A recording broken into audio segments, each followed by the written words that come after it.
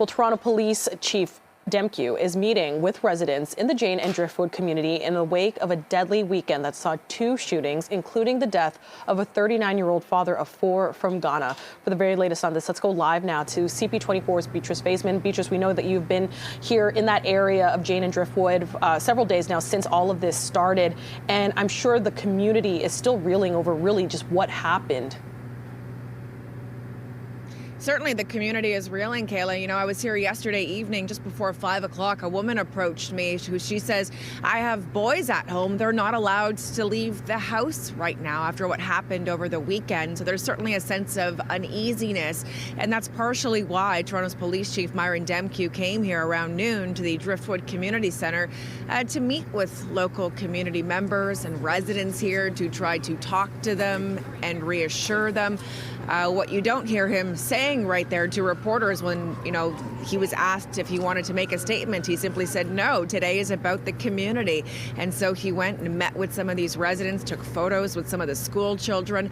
And it was really just a sign of solidarity and support to let this community know that the Toronto Police Service stands behind them in their support. And that's part of the reason why the chief on Sunday announced that this command post would be here at the Jane and Driftwood intersection at the community center here for the foreseeable future, to not only provide a sense of visibility and deterrence of crime, but also just to be here to show support, to let people know that they are safe, and to be able to answer any questions that community members might have. There was a reverend here who's also a grief and trauma support worker, and here's what she said after meeting with the chief.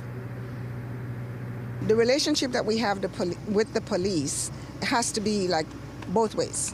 Right? They're showing their concern, we're voicing our concerns, and when we meet halfway, things change. So the chief coming and the superintendent and people and all the other officers from 31 Division really shows that they're listening.